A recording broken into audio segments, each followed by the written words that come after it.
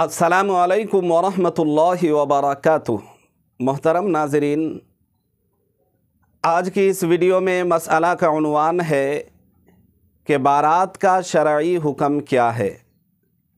ये जो लोग गाड़ियाँ भर भर के ले जाते हैं, किसी की भी शादी होती है, अमीर हो, गरीब हो, देहाती हो, कहीं भी हो, उमूमन देखा जाता है कि गाड़ियाँ भर भर के और कई गाड़ियाँ जाती है और जाने वालों की तादाद और क्वांटिटी बहुत ज़्यादा होती है। कहीं कहीं तो ये देखा जाता रहा है कि 100-150 लोग बारात जाते हैं। तो ये बारात का शरई हुक्म क्या है? क्या कुरान और हदीस से इसका सबूत मिलता है? क्या ये अमल जायज़ है? क्या ये अमल सही है या सही नहीं है? शरई नुक्ता नज़र से इसकी क्या असलियत है, आज की इस वीडियो में इसकी मुकम्मल वजाहत के साथ इंशाअल्लाह रहनुमाई की फुल कोशिश करूँगा। अल्लाह ताला हमें सही समझाने और आपको सही समझने के बाद अमल की तौफीक दे।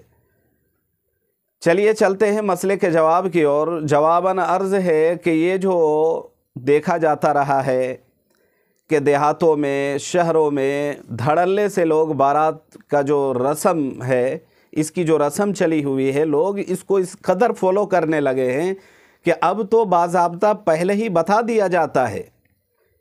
सामने वाला अगर लड़की वाला इनकार करे, अगर अपनी मजबूरी का इजहार करे, इकरार करे और वो अपना दुखड़ा सुना दे कि देखो भाई, हमारे सामने इतना बजट नहीं है, इतने पैसे नहीं हैं, हमारे पास इतनी रकम नहीं है जो हम आपके पूरे मुतालबात और आपके अखराजात और इसके बोझ को, हम अखराजात को बर्दाश्त कर सके।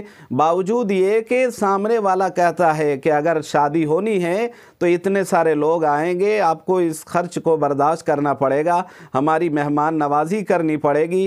ये लोगों को गोया के बाज़ाब्ता मजबूर किया जाता है।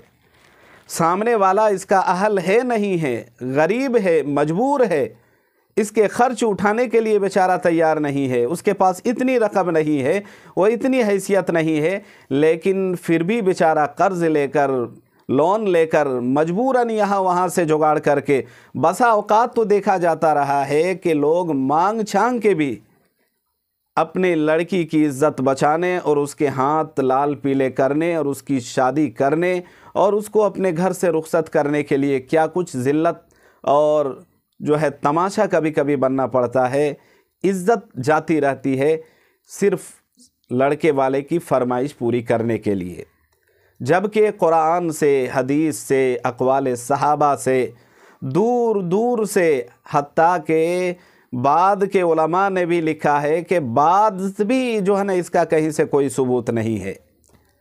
इवन के इसके बारे में तहकीकी रिपोर्ट बात यही है कि ये अमल जो है ये हिंदुआना रस्म है, लिहाजा इस अमल बद से बचना चाहिए, एहतराज़ करना चाहिए। चाहिए तो ये है कि अगर मकाम में शादी है, बस्ती में ही अगर शादी हो रही है, बस्ती का ही लड़का लड़की है, तो चाहिए कि दोनों पक्ष में, फ़रीक़ैन में, दोनों में से कुछ आदमी आ जाए मस्जिद में और किसी नमाज के बाद इमाम के ज़रिए ऐलान करवा दे कि भाई नमाज के बाद लोग रुक जाएं, कुछ देर के बाद जो है ना निकाह का अमल अंजाम होना है, निकाह के बाद दुआ होगी, इंशाअल्लाह उसके बाद लोग अपने घर जाएं। ये सबसे अच्छा और मुस्तहसन तरीक़ा और सुन्नत तरीक़ा यही है। इससे लड़की वालों को भी दिक्कत नहीं होगी, खर्च का बर्दाश्त करना भी जो है ना लाजिम नहीं आएगा, मज़ीद अखराजात का मसला और सबब भी नहीं बनेगा। और इसके अलावा अगर दूर है, गांव की लड़की है और किसी और गांव का लड़का है, या इस गांव का लड़का है कहीं और की लड़की है, और बारात अगर जाना ही है तो लड़कों के साथ बारात की शक्ल में चंद बंदे, चंद अफराद ही चले जाएं, उसके रिश्तेदारों में से 2, 4, 5 ही चले जाएं और जाकर निकाह पढ़वा लें। और जितना जल्दी हो सके, ये नहीं कि रात है या दिन है, पहली फुर्सत में निकाह के बाद रुखसती करके ले आएँ। इवन के लिखा है कि ये जो लड़के वाले जाते हैं लड़की के घर बारात की शक्ल में, तो लड़की वालों पर ये लाजिम नहीं है खिलाना, नाश्ता तक कराना लाजिम नहीं है। अखलाकन अगर वो अपनी ज़िम्मेदारी समझते हुए, अखलाक का मुज़ाहरा करते हुए अगर खिला दे, इकराम कर दे, तो ये मुज़ायक़ा नहीं है, हरज नहीं है, मना नहीं है। लेकिन इस तरह جو یہ رسم چلی ہے اور اس کو لوگ فالو کر رہے ہیں دھڑلے سے، یہ ہندوانہ رسم ہے، اس سے بچنا چاہیے۔ اللہ تعالی عمل کی توفیق دے۔